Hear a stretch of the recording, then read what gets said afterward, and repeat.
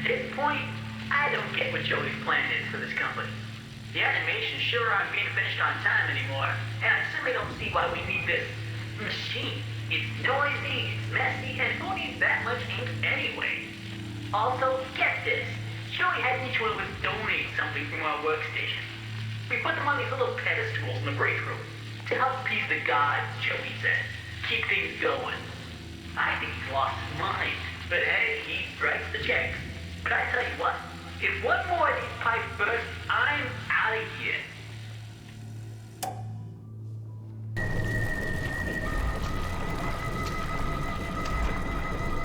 It's dark and it's cold, and it's stuck in behind every single wall. In some places, I swear this godforsaken ink is clear up to my knees. Whoever thought that these crummy pipes could hold up under this kind of strain either knows something about pressure I don't, or is some kind of idiot. But the real worst part about all of this are the noises the system makes, like a dying dog in its last legs. Make no mistake, this place, this machine, and this whole darn thing, it just isn't natural. You can bet I won't be doing any more repair jobs for Mr. Joey Drew. How did this place get so big? He appears from the shadows to rain his sweet blessings upon me. The figure of ink that shines in the darkness. I see you, my savior. I pray you hear me.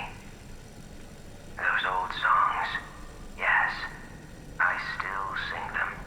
For I know you are coming to save me, and I will be swept into your final loving embrace. But love requires sacrifice. Can I get an amen? I said, can I get an amen? So first, Joey installs this ink machine over our heads. Then it begins to leak. 3 times last month we couldn't even get out of our department because the ink had flooded the stairwell. Joey's solution?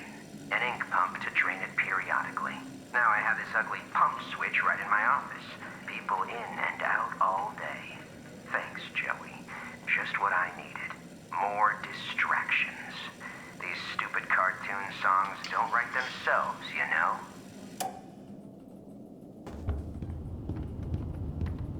Every day the same strange thing happens. I'll be up here in my booth, the band will be swinging, and suddenly Sammy Lawrence just comes marching in and shuts the whole thing down. Tells us all to wait in the hall. Then I hear him. He starts up my projector and he dashes from the projection booth and down to the recording studio like the little devil himself was chasing behind. A few seconds later, projector turns on. But Sammy, oh no, he don't come out for a long time. This man is weird, crazy weird. I've got half a mind to talk to Mr. Drew about all this, I really do.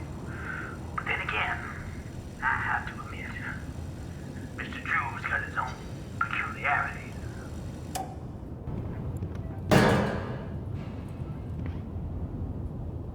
It may only be my second month working for Joey Drew, but I can already tell I'm gonna love it here. People really seem to enjoy my Alice Angel voice. Sammy says she may be as popular as Bendy someday.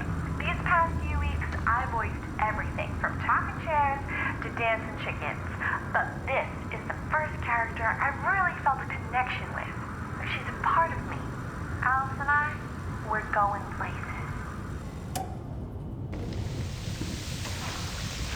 So I started to get my dustpan from the hall closet the other day, and guess what? I can't find my stupid keys. It's like they disappeared into thin air or something. All I can think of is that they must have fallen in one of the garbage cans when I was making my rounds last week. I just hope nobody tells Sammy, because if he finds out I lost my keys again, I'm out of here.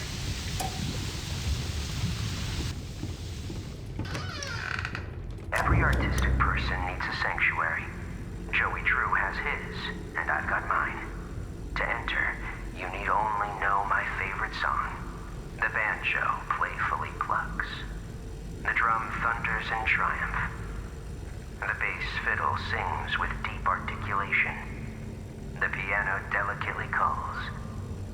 Sing my song, and my sanctuary will open to you.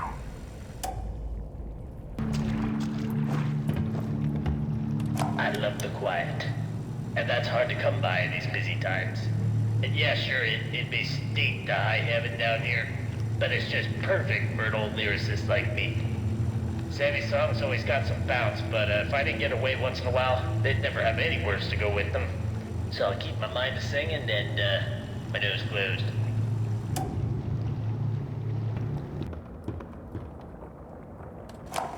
I don't be seeing what the big deal is. So what if I went and painted some of those bendy dolls with a crooked smile? That's sure no reason for Mr. Drew to be flying off the handle at me. And if he really wants to be so helpful, he could be telling me what I could be doing with this warehouse I got full of that angel whatchamacallit. Not a scrap of that mess myself. You'd probably have to melt it all down to be rid of it all.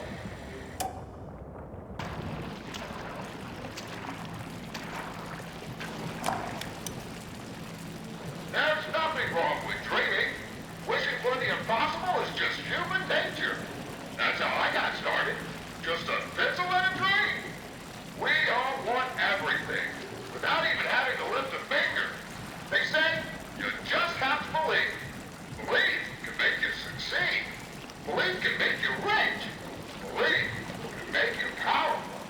Why, with enough belief, you can even cheat death itself.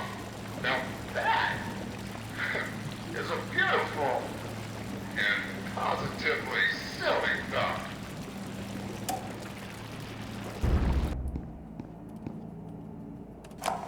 Everything feels like it's coming apart. When I walked into the recording booth today, Sammy was there with that Allison. Apparently, I didn't get the memo. Alice Angel will now be voiced by Miss Alice Pendle. A part of me died when he said that. There's gotta be a way to fix this.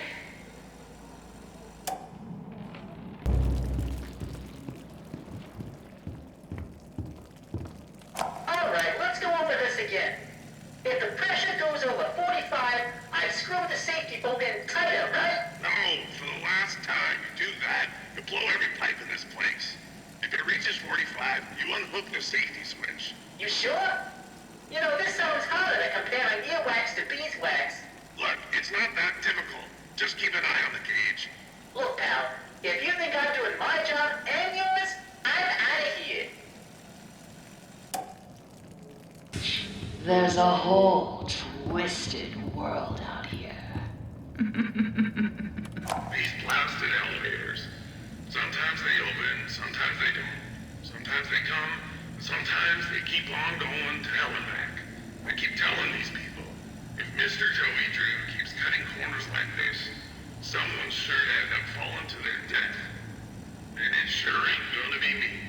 I'm taking the stairs. I had to do it. She made me. Who would have thought?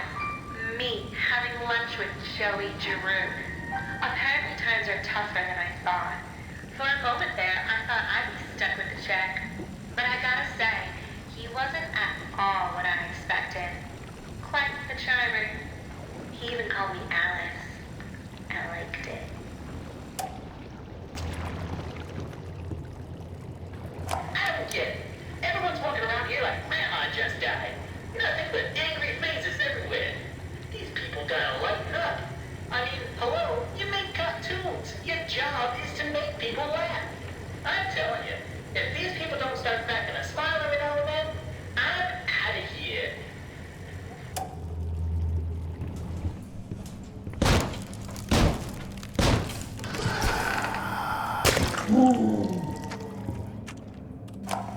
You say, the real problem with Mr. Drew is that, he never actually tells us little people anything. Oh, sure. According to him, there's always big stuff coming. Adventure and fame and the like. But, I'm the guy, see, who has to make sure our budgets don't go all out of whack just because genius upstairs went out and got himself another idea. Speaking of which, this is top secret. Apparently, Mr. Drew has another large project in mind now. And it ain't gonna be cheap.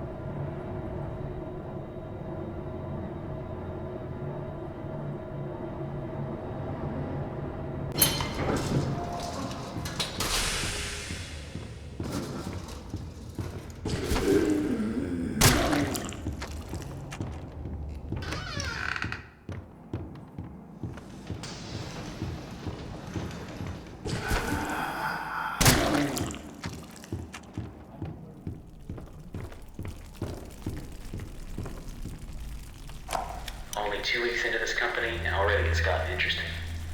Joey is a man of ideas. And only ideas.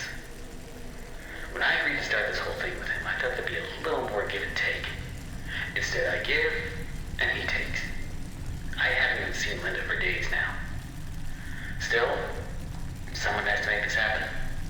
When in doubt, just keep drawing, Henry. On the plus side, I've got a new character I think people are gonna love.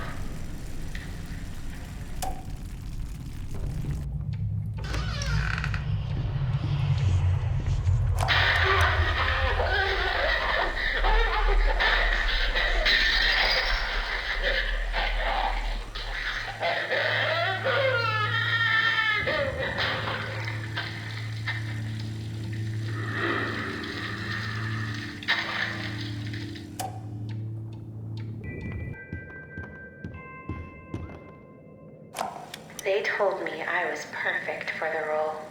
Absolutely perfect. Now Joey's going around saying things behind closed doors. I can always tell. Now he wants to meet again tomorrow. Says he has an opportunity for me. I'll hear him out. But if that smooth talker thinks he can double-cross an angel and get away with it, well, oh, he's got another thing coming. Alice? Ooh, she doesn't like liars.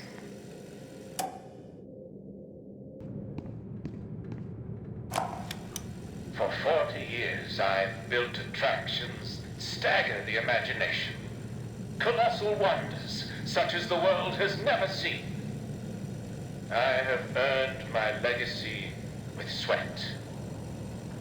Right in front of everyone. High-level investors, Wall Street tycoons. The ever-tactless Joey Drew introduces me, the great Bertram Piedmont, as Bertie, like I was his child. You may be paying me, Mr. Drew, but you don't own me. I'll build you a park, bigger than anything you could ever possibly conceive.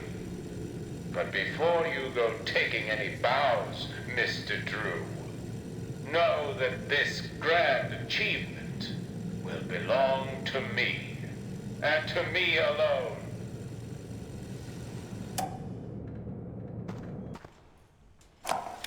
These guys down in the warehouse get to play games all day while I'm stuck cleaning up after them. They keep locking themselves out of their own back room. So I says to them, look guys, I says, you're smart, right? Here's an idea. Why not rate these games to knock open the door if you win? It'll be fun for you guys, and it saves me the trip down here every day. They win for it like a dog to pot roast. I tell ya, if these guys don't start realizing who the real genius is, I'm out of here.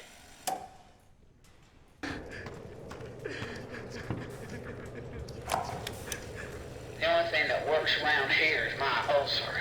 Half these people don't know a wrench from a dang steamroller. Bunch of morons is what they are. Spend their day in the warehouse arguing over who's supposed to be doing what or playing them silly games. Still, I'm not complaining. I give most of my time to myself. Suits me just fine. Only thing that bothers me is that mechanical demon in the corner. Bertram's been working on it for a month now. Says it'll walk someday, maybe dance. All it does now is give me the creeps. I swear, when my back's turned, that thing's moving.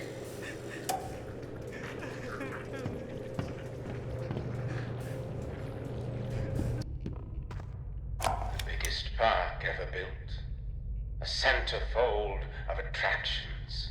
Each one more grand than the one before it. It makes my eyes come to tears at the thought. But then, oh, Mr. Drew, for all your talk of dreams, you are the true architect behind so many nightmares. I built this park.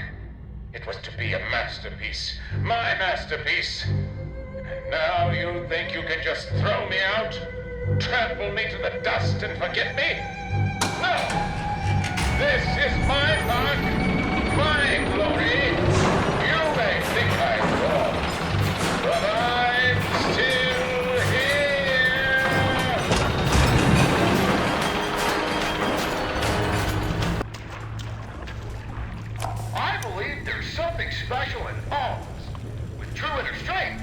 can conquer even your biggest challenges. You just have to believe in yourself and remain honest, motivated, and above all, who you really are. Okay, let's stop right there. I can only do so many takes in this trashy day.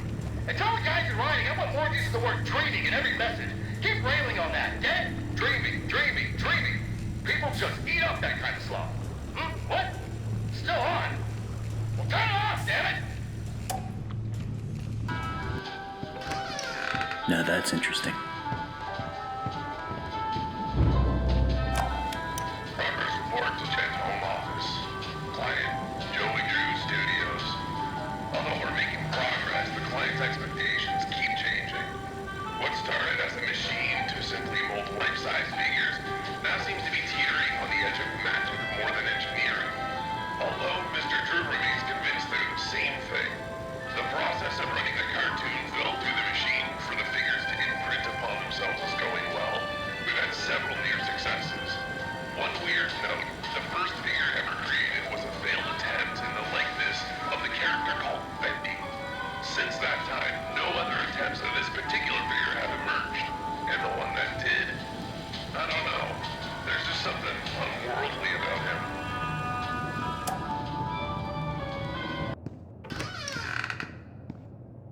A small memo to all administration offices. Rumors have begun to fly that we simply can't tolerate any longer. The idea that the company is in some form of financial difficulty is untrue, and a slanderous lie against us. It's also been known to me that some backroom incompetents are not trusting in my leadership. As a leader, I'm always steering the boat, guiding our destiny, looking at the big picture. No need for you people to worry about such complicated things. Just do whatever it is you do and trust your leader, which is me.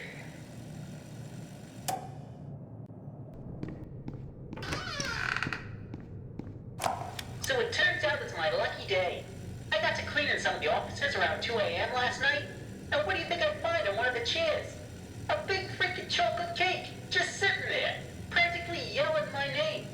You know, I work hard. I earn my pay, every darn dollar. But you know what this company's missing? Little benefit and perks. And this here cake, it's a perk. Hopefully no one finds out what I've done. Because if they did, I can tell you what would happen. I'm out of here.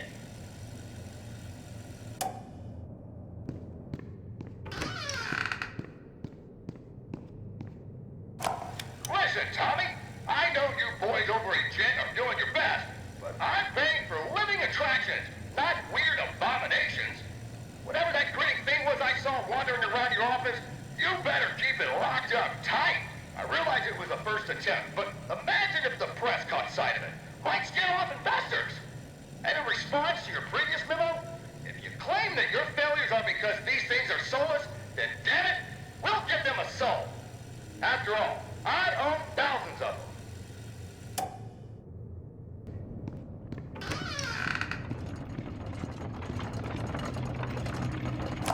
I know how much this part means to you, Susie. Alice means a lot to me, too. Gosh, all of my characters do. In fact, I'll let you in on a little secret. I, too, really believe my characters are more than just drawings. They're alive. They're part of this. And I want people to know them as well as I do. I want people to be able to shake their hand, spend an afternoon with them, love them. Susie, I'll be straight. I'm putting together a small project, a little ceremony. Winners, a lot of dreams will come true. And I want you to be a part of it. I want you to bring Alice to life once again. What do you say?